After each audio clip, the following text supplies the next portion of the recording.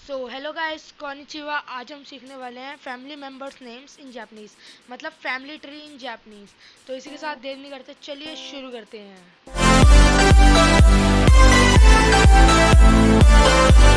तो जैसे कि सामने स्क्रीन आ रही होगी, तो वहीं से स्टार्ट करते हैं। सबसे पहले तो फैमिली सीखते हैं। फैमिली को हम कहते हैं काजोकू, और कांजी भी सामने आ रही होगी, उसको आप अच्छे से प्रैक्टिस कर लीजिएगा। बाकी सबसे पहले फैमिली को हम कहते हैं काजोकू। उसके बाद फादर को हम कहते हैं चीची, ठीक है। तो फादर को हम कहते हैं चीची। उसके बाद मदर को हम कहते हैं हाहा। उसके बाद ग्रैंडफादर को हम कहते हैं सोफू, और लास्ट में फिर ग्रैंड मदर को हम कहते हैं सोबो।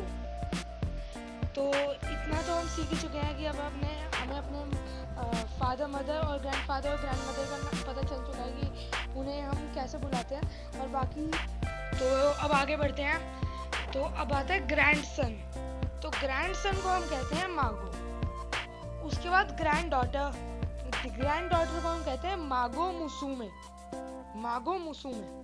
फिर ग्रैंड पेरेंट्स को, मतलब ग्रैंड मदर और ग्रैंडफादर दोनों को मिला ग्रैंड पेरेंट्स को हम कहते हैं सोफुबो। ग्रैंड चिल्ड्रन को हम कहते हैं मागो। फिर ब्रदर को हम कहते हैं ओतोतो। तो ब्रदर को हम कहते हैं ओतोतो। फिर सिस्टर को हम कहते हैं शिमाई। तो इसी के साथ आगे बढ़ते हैं आप अगली स्लाइड पे। बाकी अगर आप एनिमे देखते होंगे तो आपको मोस्टली तो पता ही होंगे। बाकी एक्चुअली अगर जापानीज सीखनी है तो लिसनिंग को इम्प्रूव करने के लिए एनिमे देख सकते हैं, और बाकी जो जापानीज सॉन्ग होते हैं वो सुन सकते हैं। लेकिन मैं खुद एनिमे देखता हूँ और मैं रिकमेंड करता हूँ कि एनिमे देखो। और सबसे पहले एनिमे तो डेथ नोट देख लेना, और जापानीज में देखना, ताकि फिर जापानीज की लिसनिंग इम्प्रूव। तो देर किए बिना आगे बढ़ते हैं। सिस्टर को शिमाई हमने पीछे पढ़ लिया था।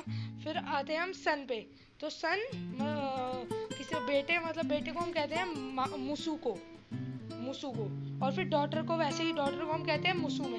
आसान है, एकदम सिमिलर है। और फिर अंकल को हम कहते हैं ओजी, और लास्ट में आंट को हम कहते हैं ओबा।